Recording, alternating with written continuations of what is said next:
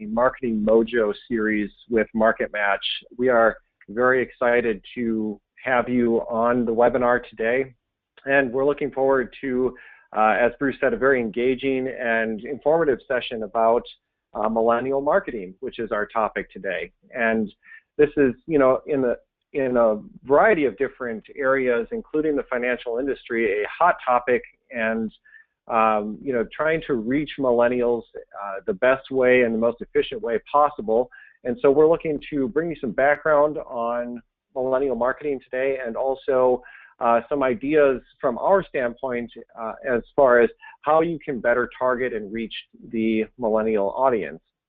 On the presentation today, we have two presenters. Myself, I'm Aaron Gregerson, VP of Client Management here at MarketMatch.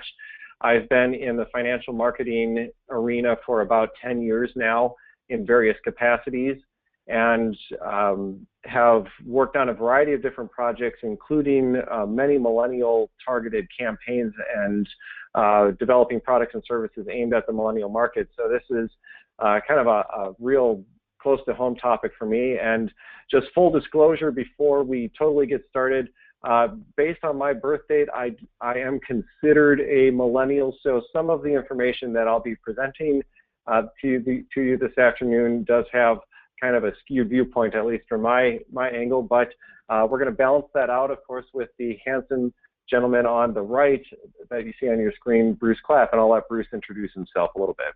Aaron, thank you. And in also a continuation of full disclosure, I have children that are millennials.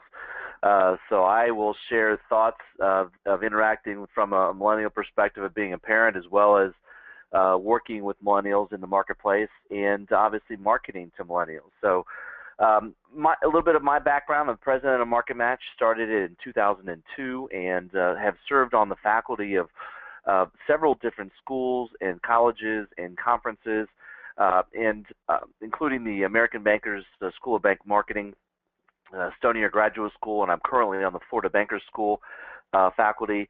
Share that just because we bring to this conversation a lot of perspective. We deal with clients all over the country of different sizes and shapes, and some that have kind of started to crack the nut of the millennials, many that are desiring to crack the nut of the millennials, and then even more that know that they should but don't really know where to start and how to start. So that's kind of the background of today's presentation, sharing a lot of the things that we have done and learned through that process of working with our clients. And sit back, relax, and engage with our perspective. Use the chat function on the right-hand side to post questions. If you post a question, everyone will be able to see it. We'll be able to get to it either appropriately through this session or at the very end. And we look forward to lots of questions, because that shows that we are hitting the mark with where we're at with our content. So Aaron, go right ahead, sir. All right, thanks, Bruce. So our agenda today, we're going to take you through some background, as I said, talking about some things that we're calling doing our homework on the millennial generation. We're going to talk a little bit about what we already know about millennials and turn that into what's driving this generational change. There's been a lot of talk about how millennials are unlike any other generation. We're going to get to the bottom of that. And that'll lead right into covering how this has shifted marketing in general, and turning that into also what this means for financial marketing, and then recapping at the end with some recommendations on how we at MarketMatch feel this can advance financial marketing and reach the millennial target market a little bit better. And then we'll open it up for discussion and questions at the end as appropriate. So jumping right in, as I said, we're going to talk a little bit about doing our homework, and I'll turn this over to Bruce as he gets us started here. Very good, thanks, Aaron. And one of the things in this section is this session in general is not going to be just the background of definition of what a millennials are, because that has been done many, many times. But we do need to start with, again, just a checkpoint and kind of where we're putting our tether mark as we go out to create some actionable thoughts, ideas, and backgrounds for you folks as you're beginning to identify what do you want to do, how are you going to deal with the millennials coming into the marketplace, because I can tell you that not only are they an economic force to deal with, but they are a human resource issue to deal with if you employ them or just interact with them on a customer basis. So let's just do a quick touch base about kind of who the millennials are. And certainly the millennials represent really the largest group of cohort of people ever. And they are larger than the baby boomer group, which of course has worked, that bubble is working its way through the economy. The large group of the baby boomers are starting now to retire, and they are kind of changing the face of the workplace. And the millennials are doing that even more as they enter the workforce. I look at my 22-year-old son and his expectations of the employer, expectations of a bank, and expectations really of life in general are pretty dramatically different than the expectations that I had when I was 22 years old. Some of it based on experiential things that he's been able to enjoy growing up, others based on the influence of technology, and really the last one I would say, which really helps define the millennials, is the impact of peers. The peers are something that are very, very impactful and important, and a source of confidence and collegiality with the millennial generation. So we know that the boomers saw their peak in 1999, Gen X, which is myself, kind of the forgotten generation, if you will, because we were the afterthought of the baby boomers, are certainly the ones that are a big driving force in the economy today.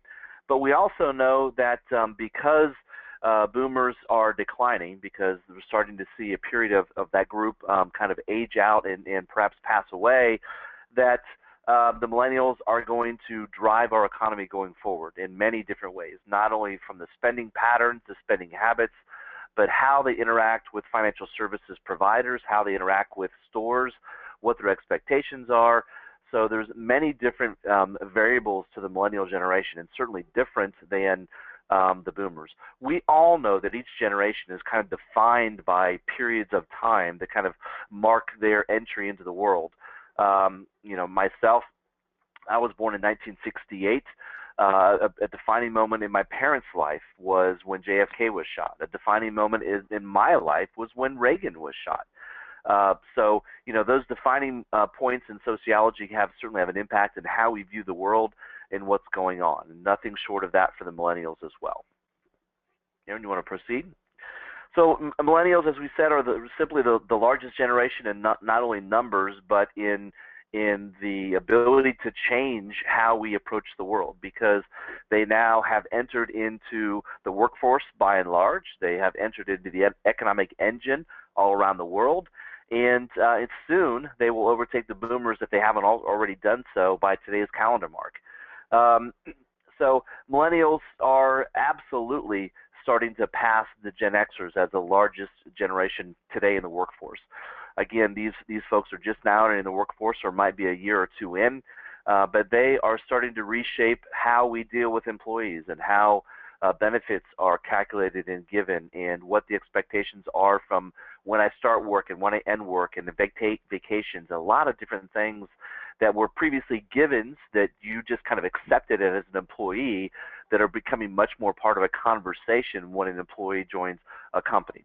So I spend a little bit more time on this because this impacts how they deal with the financial institution.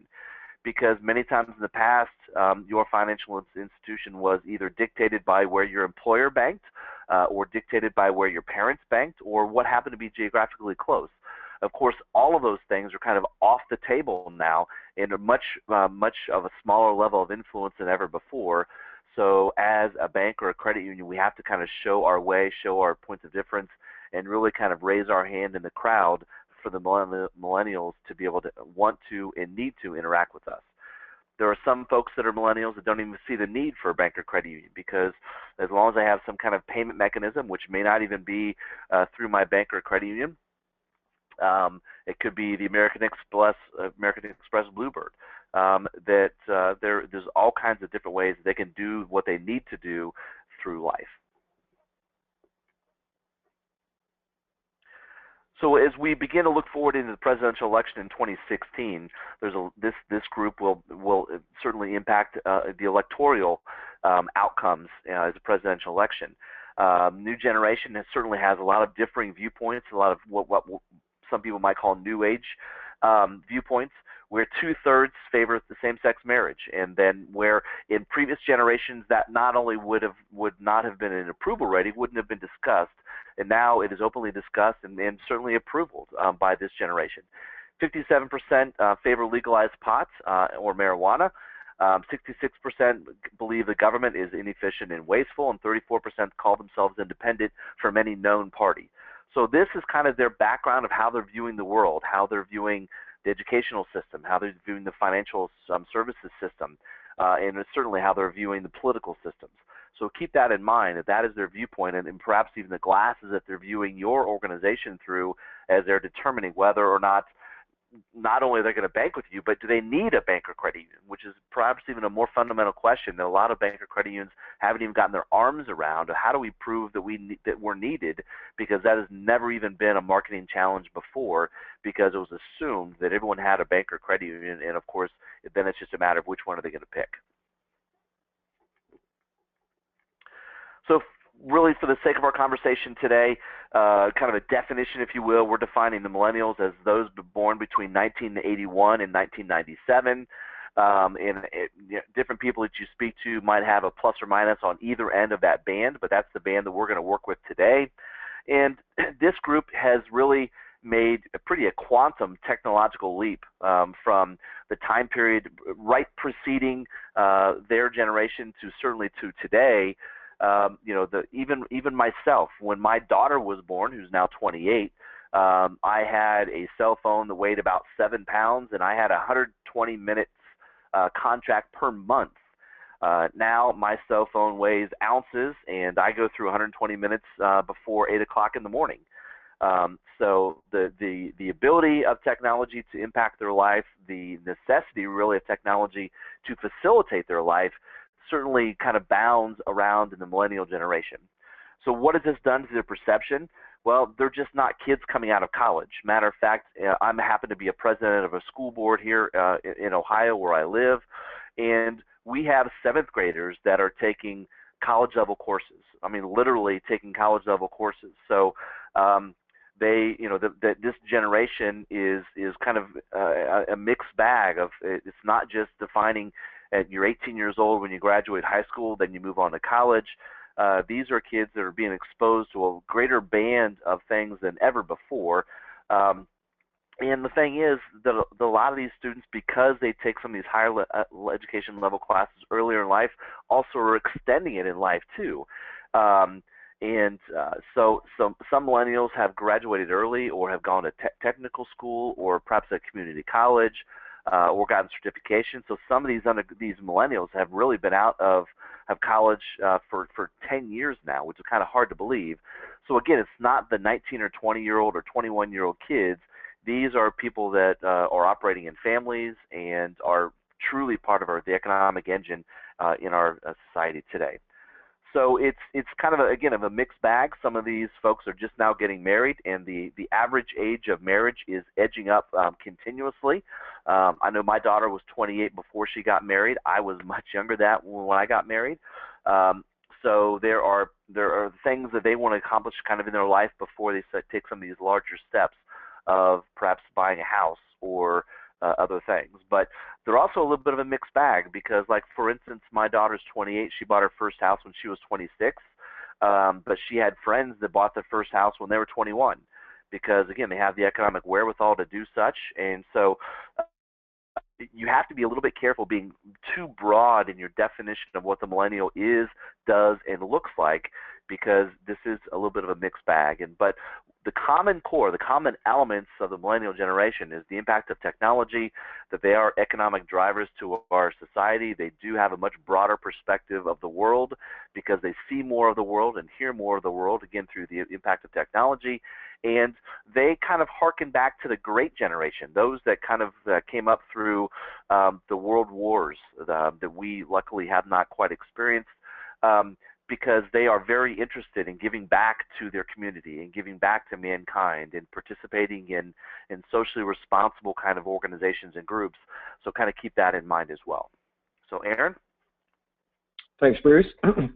And so we want to kind of get into a little bit now of what we already know about the millennial generation. And Bruce touched on the beginning of this topic a little bit already, in that millennials are a mixed bag. And as Bruce talks about his 28-year-old daughter and some of her friends and his 22-year-old son and his friends, the expectations and differences between just that age range right there, and even the age range between myself and his daughter, are different. And what that means is, millennials really are this kind of moving target, that there's not, one thing that millennials as a whole identify to or prescribe to as far as a generational characteristic. In fact, they really don't like being lumped in with one another all the time.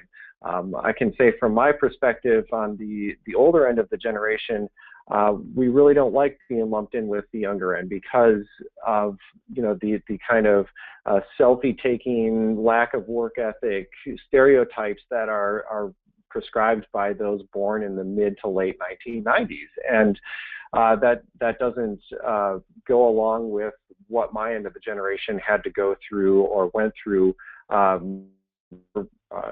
formative years and into early adulthood.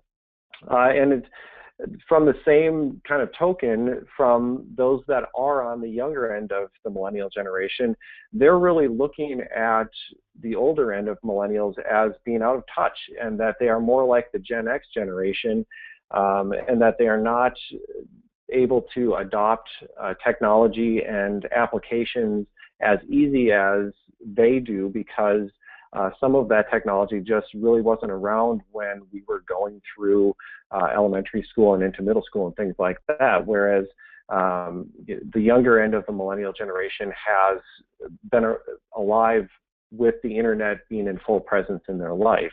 And so there are things like that that make targeting millennials and marketing to them kind of difficult because of that moving target syndrome that we have.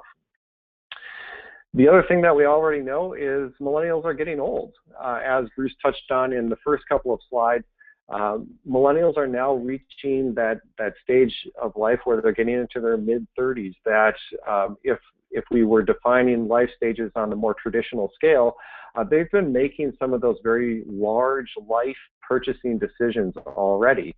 And that really, kind of puts a twist on how we market financial services, or whether or not millennials view banks and credit unions as a necessity, a little bit more of that difficult area, because certainly we're striving to find target markets in that kind of sweet spot of that 25 to 34 age range, where people are typically or traditionally making some of those very large life decisions. And as we'll find out with some of the information later on in the presentation today, maybe that's not the age range that we're looking for. As traditional values are being kind of shucked off by millennials, they're changing the way that they go about doing things in life.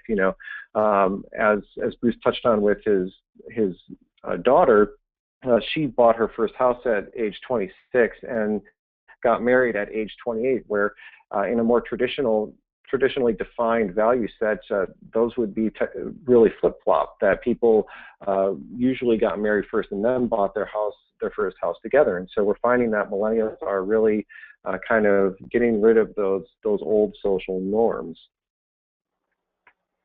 And it's no secret that millennials are socially active.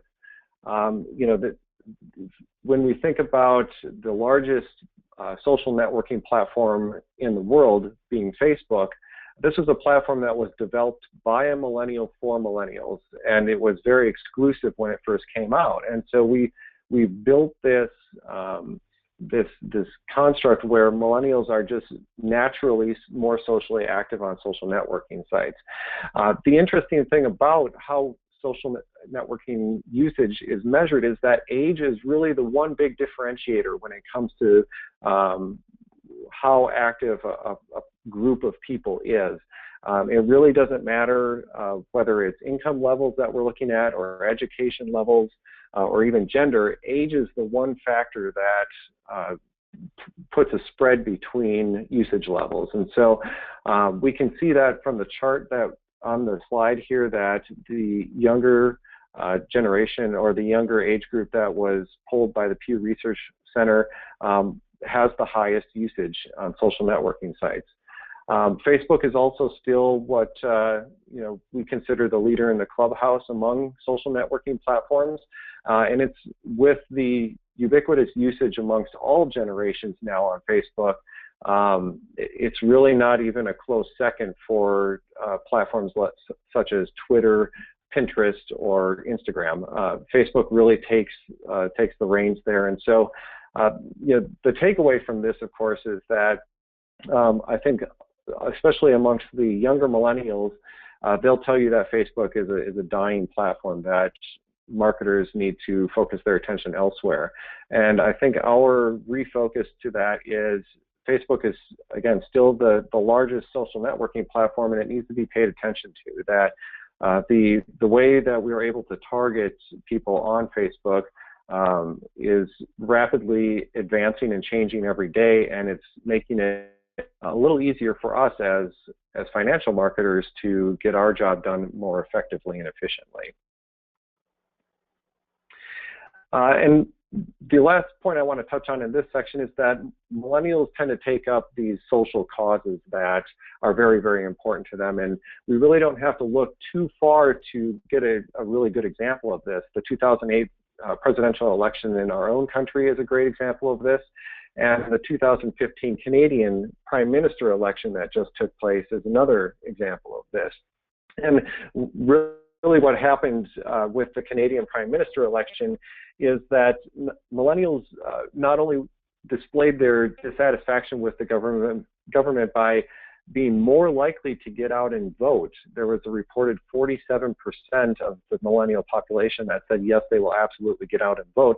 But they went out and voted for a candidate that was much younger than the incumbent prime minister, had much more of a pulse on what was going on with the nation, and just was a really far cry from the prime minister that had been in office for over 10 years. And so as we touched on a few slides ago with the upcoming presidential election in our own country, millennials are really going to start taking the reins and deciding these elections. And so it's important that we take a look at what social causes they're taking up, so that we know where their interests are lying, and we can start to generate areas where we can exploit that, for lack of a better term, with marketing. And really, it starts on that grassroots end of thing. If you think about, again, the Obama presidential election in 2008, his campaign really had that strong grassroots feel to it, that he was authentic and in touch with the population that he was trying to tap into, and that goes across all of the social causes that millennials are taking up. And the reason for that is largely, again, because of technology, because there is this easiness of research that can take place with the internet and social media and social networking platforms that are allowing millennials to get their voice out in a way that no other generation has been able to do before. And then that just leads straight into the nonstop news cycle with posts and stories going viral and being picked up by news networks, and really being able to perpetuate this idea that millennials can have and make a difference with the social causes that they're supporting. So the next area we want to talk about is what's driving this generational change. Now that we've done some of our homework and we've talked about what we already know, this is kind of the next area of setting the stage for how millennials are changing marketing. And I think we can all agree that the millennial generation, especially from a marketing standpoint, is just a really different generation than those that were before it. So we want to know what the difference is and what's driving this change. And the first thing that comes to mind is this really big dramatic change in society that they have watched from the beginning of their generation in the early 80s, a lot of different waves and changes just in societal norms, from the kind of big business opulence and wealth of the 1980s, going into the economic boom of the 1990s with the dot-com bubble, and all of the technology that was supporting that.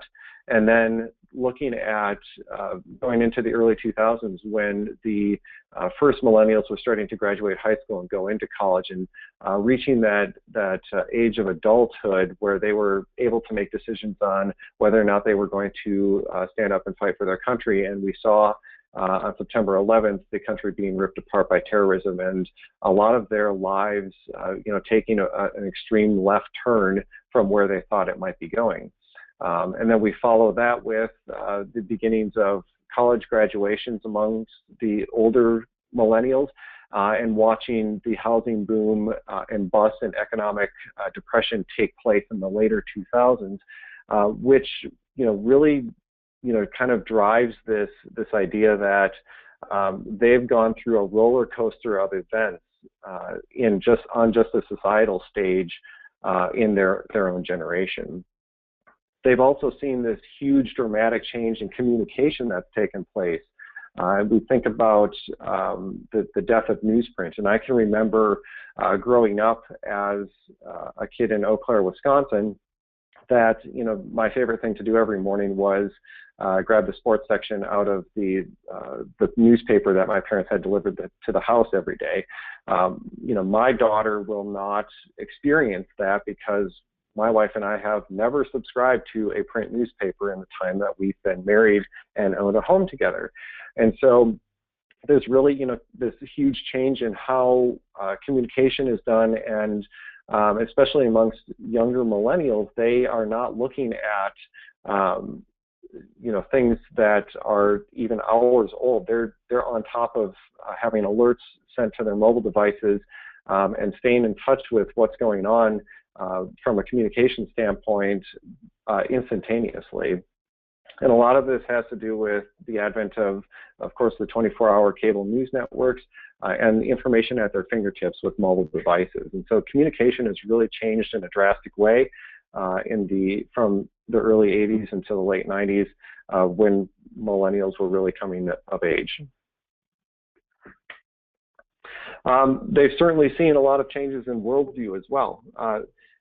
Things that differ from other generations, such as the United States of America not being the beloved superpower that we were, certainly after the Second World War, when the baby boom generation was coming of age.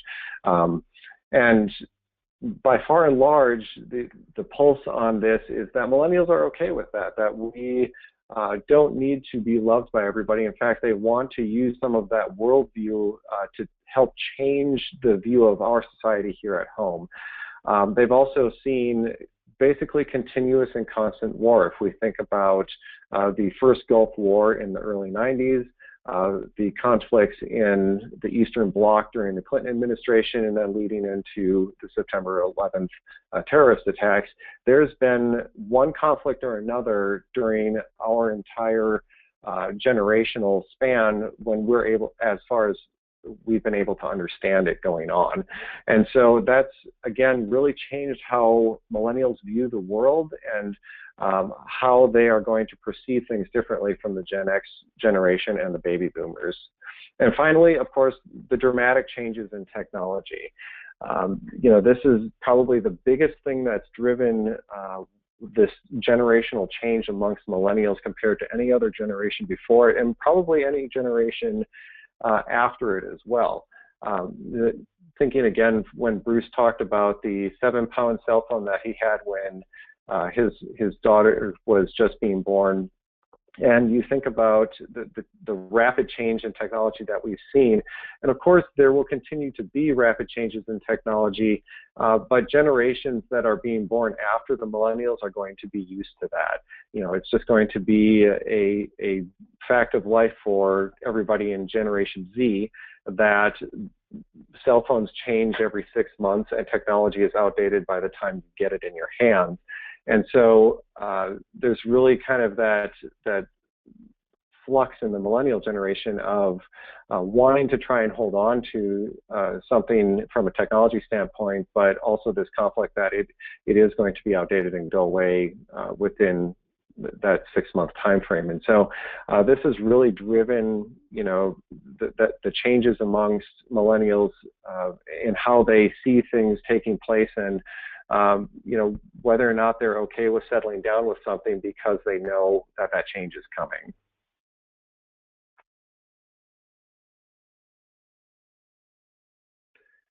So Bruce, I'll turn it back over to you to talk about the shift that's taking place in marketing.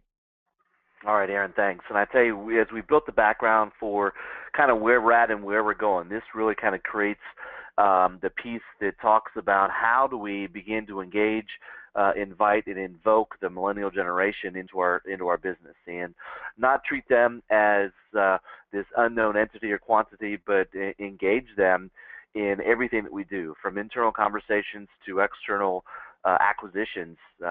We really have to kind of shift our fundamental approach to where we're headed. So, Aaron, if you could move us forward. All right. So this whole process really kind of begs the question: is there a millennial effect? And is there a challenge that has been created? Or is there a problem that needs to be solved?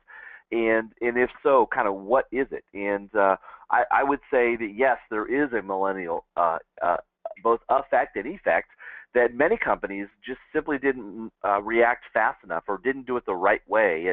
And if I'll throw something out there of perhaps a way to not do it. As I said, I'm a Gen X, and if you remember, for those on the phone, if you've seen this or heard about it, Pepsi at one point in time created the Generation Next series of advertising, kind of targeting that whole group and beginning to kind of lay the foundation for millennials.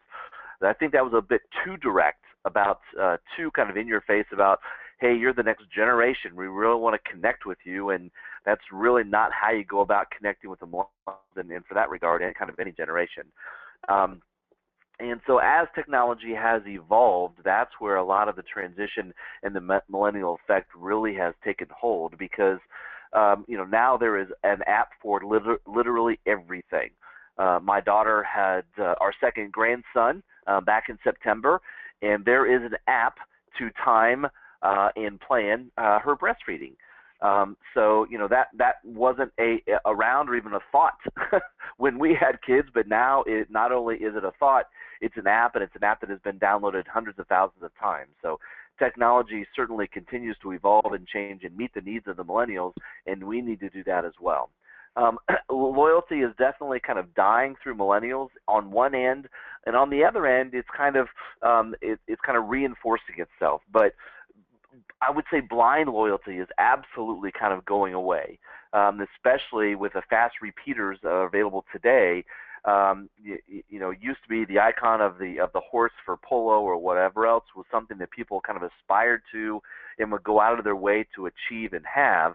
Well, now there's new brands, new icons, new entities kind of delivering the same kinds of services for many people to choose from. So loyalty is something that is not blindly given, blindly earned, or blindly followed. It has to be something that we focus our attention to, because the loyalty definitely is dying among the millennials. So how do we take this millennial effect, and what does this mean for you, and what does this loyalty change kind of impact have for us? Well, first of all, and this is a great survey, it provides lots of great information, kind of dovetails back to a lot of our thoughts. And the number one thing that how brands what they can do to remain relevant to the millennials is be open to change to that consumer opinion, whether it is updating your brand name, your brand colors, your brand tagline, the tone of your voice, the method of your communications, the frequency of your communications. all of those things are something you should be open and be willing to change and migrate to based on what your members or your customers are saying or not saying by voting with their feet and or their dollars. And the second most important thing is really opening that dialogue through social channels and engaging customers so you can understand what they're looking for, what they're saying, and how they're reacting to your messages. So those are things that are very, very important to do. And of course, going all the way down, becoming more charitable, because as I mentioned, the millennial generation is very much like the great generation, where they are actively engaged in doing things that will help support a better mankind.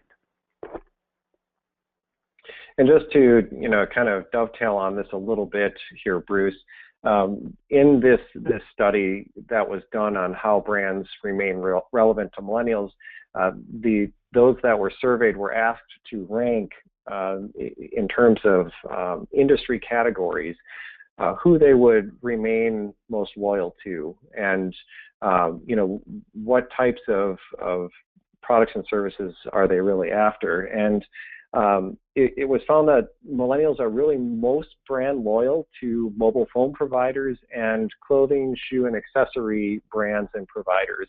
And you compare that with the bottom of the list, where we saw things like hotel chains and airlines. And the interesting takeaway, at least for us here at MarketMatch, was you think about mobile phone companies and clothing providers as of course, very popular brands vying for your business, but very few times, not very often at all, do they implement something like a rewards program like a hotel chain or a airline does to retain your business. And so, really, what is the essence of millennials wanting to be more loyal to brands that don't supply rewards programs like that? And so I think that's one of the big questions, especially as financial institutions, as banks or credit unions. Is a rewards program really in the best interest of attracting and retaining the millennial market? Yeah, that's a great point. And I'll, my personal take on that as well is, I have previously flown a significant amount, and I was primarily a Delta flyer, but it got to the point where really, being a platinum medallion really provided little or no benefit, because there were so many people that were supposed to be part of this upper echelon or elite group of people that first class seats, A, were hard to come by, and B, there's very little differentiation in a first class seat versus any other seat. So I think you have to be careful when you create a loyalty program, or really any expectation that you set out there, that A, it can be sustainable, and B, that it has true relatable value. And the value is going to change, and the value can't be in the eyes of the holder, which is you.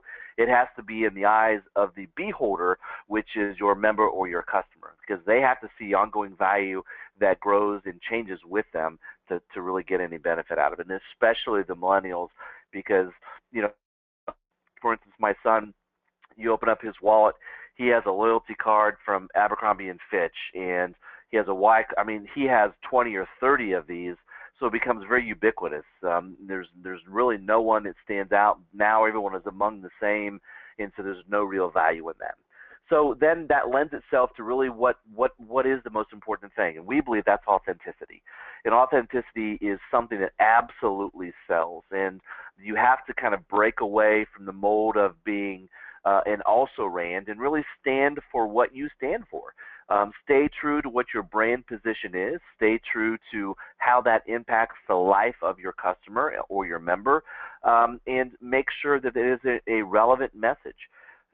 Because, again, keep in mind that millennials are bombarded by advertising messages. The last figures I showed were that you go back 10 years ago, an average person saw about 3,000 advertising impressions. That figure now is well over 10,000 advertising impressions a day. So the millennials kind of jaundiced from the beginning, so less than 1% of the millennials are really influenced by advertising directly. They are more influenced by peers, more influenced by those kinds of relationship kind of driving things, and the authenticity behind what we stand for. Tom's, I think that's Tom's as the shoe brand. I think that's one reason why that kind of took off, is there was a big story and a feel-good story behind that company. And I think that has lent itself, and that's part of the authenticity approach. 62% of the millennial markets are more loyal to brands that engage with the customers and appear authentic and really stand for who they stand for, and don't just kind of go along with the wind or the trend. They stand for something that is kind of timeless, if you will. So authenticity is really where we believe the brand has to put its stake in the ground and then stick to it.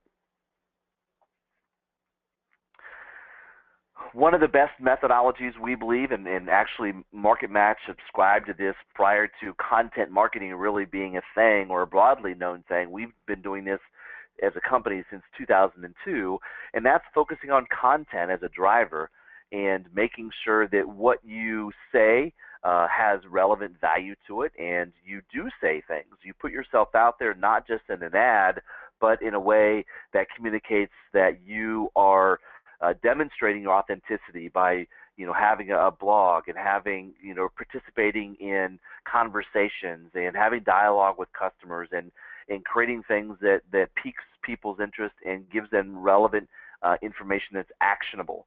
Not just a 55-page white paper, but a short blurb that says, hey, you know what, we're the expert. If you want to know more, we have more. And then that puts people in the ability to bite off as much as they want to chew. Some people want to read a paragraph and get it. Some people want to, have the full story behind it. So content marketing is very, very important.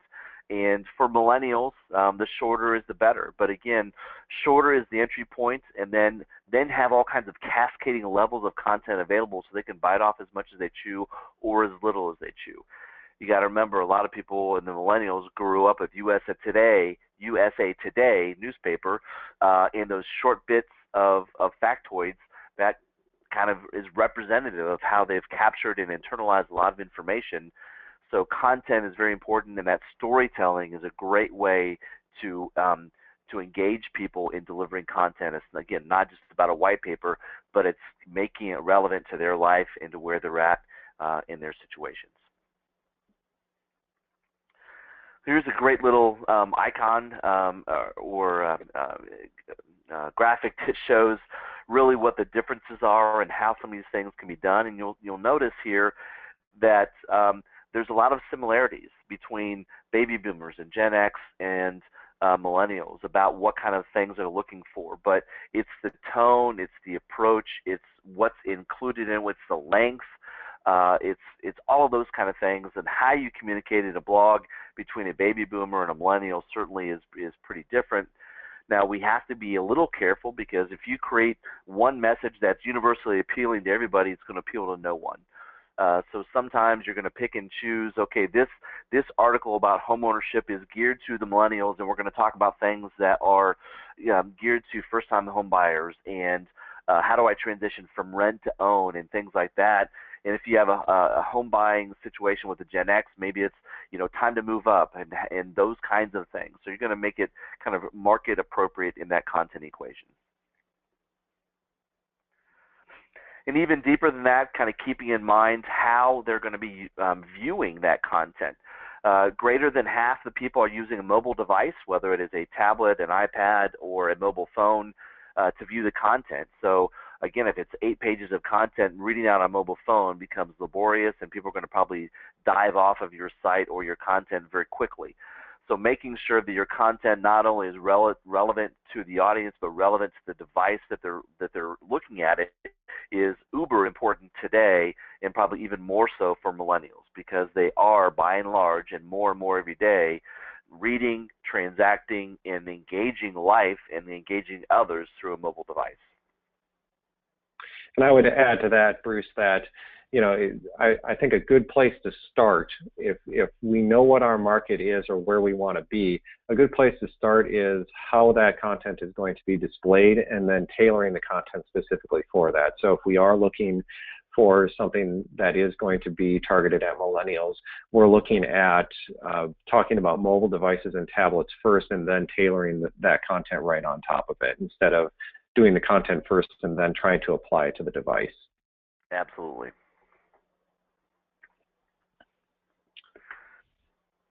So really, what does this all mean to marketing, and how can we then translate this to what the intersection is with our members or our customers, and that's in our products and our services, and making sure that each of them are built to and relevant for our customers. It's not just a checking account anymore. It's a checking account that facilitates life. It is one that might be a purpose checking account. This is my rent payment account. This is my account that I can pay my bills from. So I mean, we are creating accounts that are more that are less ubiquitous and more specifically relevant to a group and to a purpose. So one important part of that is having a low barrier to entry for people that want to be able to have these accounts. So this goes for opening accounts, and if you are a credit union or a bank, having as minimum opening deposit as you can and not having too many hurdles involved.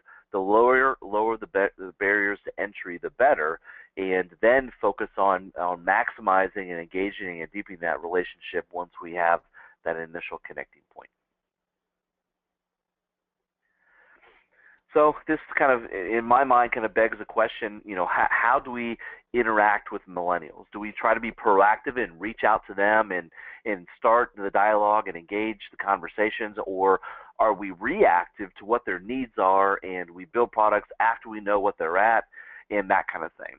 And I would say that it is a mix of both, but you know, clearly research shows that for products and services, they want people to recommend that. Matter of fact, you know, almost 60% of the millennials are interested if they have been proactively represented or shared with a product. Why? Because they value peer conversations. They value the experts. Like my son, for instance, he likes to go into the bank, and he also has a credit union. But he likes to do that, but he doesn't want to just talk to anybody. He likes to, if he has a question about checking accounts, wants to talk to the person that handles the checking accounts or the person about a loan. So they have an expert orientation and really an expert expectation. And so we can put ourselves in that position if we are proactively recommending products that are built around not the McDonald's model of, hey, do you want a checking account with that? Do you want a credit card with that? But more life stage driven, that they are appropriately presented to people in life stages where they can actually have a fundamental relevant need for that product or service. So it is very much about how that recommendation is made. It's about guiding people through life and providing a kind of a story, if you will, and saying, you know, we've had 10 customers that are just like you. They benefited from this product, and here's why. So they definitely need that life stage assistance and life stage guidance. Matter of fact, not only do they want it, they need it, and they respect it. So the recommendation is, again, not just that McDonald's approach of making sure that you tag along with everybody and everybody gets told about our credit cards today, but let's make that recommendation where that recommendation is most appropriate. All right, so now that we've really gotten past, you know, how millennials are affecting marketing and financial services, it's time to get down to brass tacks and talk about how do we actually target millennials in an effective way so that our message is getting across and we're actually turning that awareness into sales conversions for your bank or credit union. And so we've said all of that to say this, that foundationally, how we market financial products, services, and our service, we think needs to change. And the reason for that really gets down to taking a look at cross-sections of the market. Millennials are all about that true one-to-one marketing. They want to feel as though they are the only ones being marketed to, that they are the special person that walked in your door, and that you created a product or a service that you're recommending based on their situation just for them. And so this means that we need to think about how we segment our products and services in our campaigns that go along with them, so that they're not just based on the generation or the age that we're going after, that we need to add some other attributes in there so that, you know, we are catching the millennial market that we want, but we also might be catching some of the other generations and age groups along with that. And that's not a bad thing as long as we're approaching it from a profitability standpoint or a business goal standpoint. You know, what is the goal behind this particular campaign or promotion? A lot of that has to, go back and tie into that millennials are moving those goalposts when it comes to traditional life stage values. So, I read an interesting thing, a study by Goldman Sachs today that the average age of buying a home is moving from 25 towards 45 these days because the millennial market keeps pushing the responsibility of owning a home further and further into the future. So, when we are talking about marketing mortgages and a first-time homebuyer program, really who are we trying to catch? And so it kind of gets down to that stop thinking about things in terms of age, that 25 to 34 age group really doesn't have to be the most coveted age group anymore. For whatever we're trying to do, if we're marketing checking accounts, it may not be the most profitable route. And so we think about that in terms of also the digital assets and digital products and services that we are trying to make life easier for all of our customers and members. And if we take a look at something like mobile deposit and where the growth area is with that, are we targeting the right area? Because millennials, if they're going to adopt a service like mobile deposit, more than likely they've done it already. So, if we have a business goal of trying to increase product penetration on mobile deposit, where do our marketing dollars and efforts need to go? So, in creating target markets, we need to, again, think beyond the age range. And here are some of our thoughts in what's next in terms of creating a healthy cross-section or target market. And the first part, and if any of you have talked to me in the past before, you've heard me say this, that we need to target our campaigns, product, services, the bank or credit union in general, based on how someone is going to use technology and interface with our financial institution.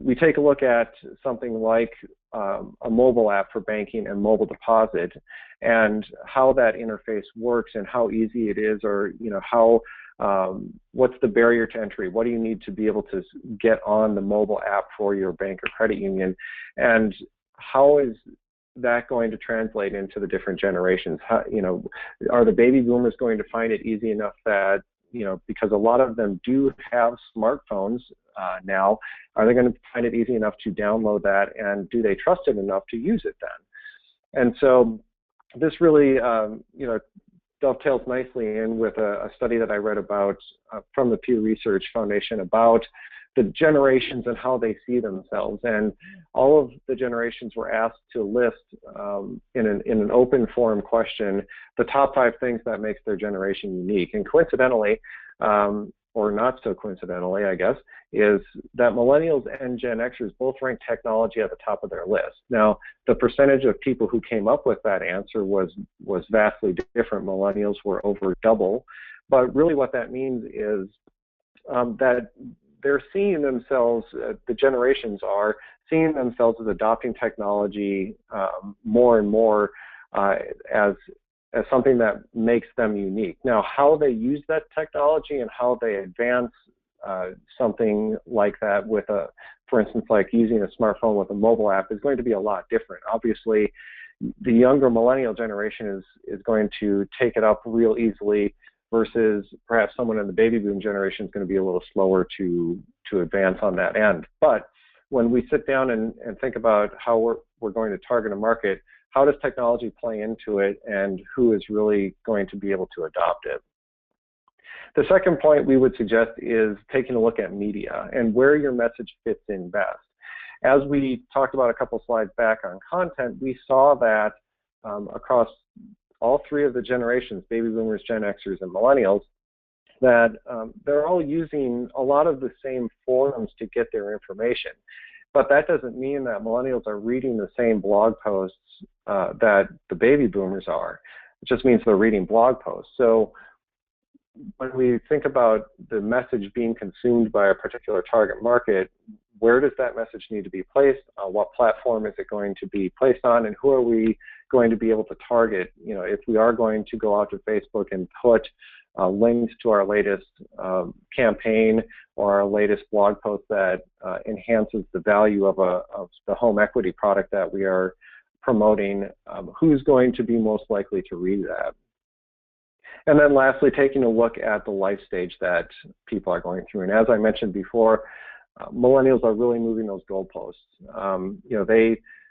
They are by far and large, especially in the younger end of the generation, moving away from the responsibility of ownership, and that goes for automobiles, it goes for houses, and so they are, really trying to find ways around taking on those responsibilities as they deal with things such as stagnant wages in the workforce and higher debt loads as they come out of college and graduate programs. And so taking a look at the life stage and creating that cross-section of the market and saying, okay, perhaps our most valuable customer or member is going to fit more into the 40 to 45 age range to promote mortgages to, because that's really where the home buying is going on, versus trying to force the issue with the 25 to 30-year-olds. And so that's really how we see targeting changing by moving away from this age group idea and going with other attributes that we can get to with the information that we have on hand. So bringing it all together, overall, we think we need to take a step back and rethink how we are stereotyping and targeting the millennial market and that population, simply because there's no one size fits all. We need to think about millennials more as subsets of the entire generation and focus on what those business goals are in terms of the products and services that we are trying to promote or are trying to innovate and come out with next, and who that really is going to fit into and where the growth areas are. And so our takeaway from this is that, when we think about stereotypes, what we think we may know about the millennials may not be true, because as we've illustrated through some of our side conversation today, what we know about one millennial is going to be vastly different for another. If we think about, Bruce's 22-year-old son versus myself and my wife, we're both millennials, but our values are going to be polar opposite from one another, just based on the life stage or where we are in life and what we're going through at this point. Additionally, Bruce's son has probably had vastly different worldview experiences because he is so much younger than myself, but yet we're still lumped into that millennial group. And so we have to be very careful about how we stereotype and what we go after in terms of millennial attributes. But lastly, we know that we still need millennials. Yes, they are getting older, and yes, they make things a little crazier from a marketing perspective, but they are going to make up such a large portion of your target market just because of those population shifts that are taking place today. And also, as they do get to those goalposts that they are moving for life stage events, they are going to become more and more profitable as time goes on for your bank or credit union. And so it's very important that we don't completely write off and say, okay, we just need to forget about targeting millennials, because that's really not going to be an option. Millennials are going to need to be a part of every target market that we are creating, just because of the buying power that they have right now and will continue to have. But more so, also taking a look at what generation is coming after them. Millennials are on the younger end of the equation, already in adulthood, and so the next generation is coming up quickly behind them. And so we really need to think about how we're going to shift and change marketing for Gen Z so that we're not caught behind the 8 ball on those. So putting everything into action, moving from what we've talked about conceptually today during the webinar to actually putting this into practice. we think a great first step is starting to think about millennials as subsets and not just as one big generation sharing all the same attributes at the same time. We think that absolutely one of the things that we can start to tackle is how we take a look at targeting millennials, not so much by age range. And this will really get into once you create a subset of the generation, that the age range tends to go away. And we're looking at other attributes to target market. And then lastly, creating a place and content that accomplishes business goals and goes after what the bank or credit union is focused on, rather than trying to just reach out to millennials. We need to have a more specific, honed-in, focused approach to the content that we're creating and the messaging that we're putting out for our markets. So with that, if there are any questions, I'd like to open it up to discussion at this time. Please use the chat box if you'd like to. Bruce, I'll turn it over to you for any last words that you have.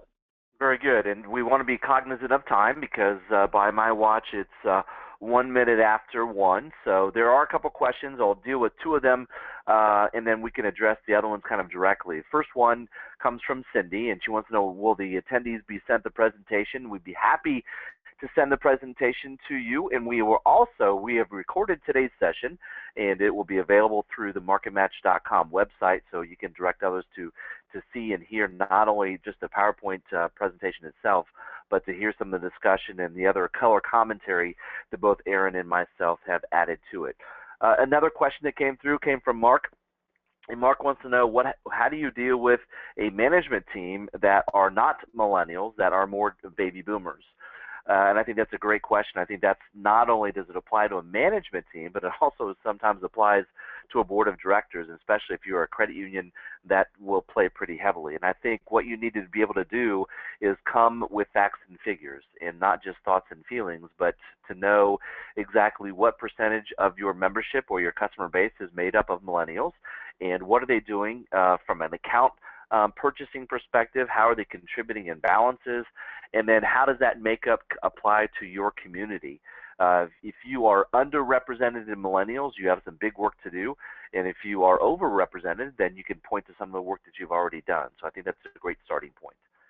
Yeah, and I would add to that certainly in terms of succession planning, it's going to be more and more appropriate and needed that the millennials are bred for those management positions, and so having those mentorship programs in place for perhaps an older management team that's rooted in the baby boomer generation, taking up the cross, or if you will, and starting those mentorship programs to breed millennials into those positions, so that there is more trust and that the appropriate population of the management team is represented with the market as it changes for your bank or credit union.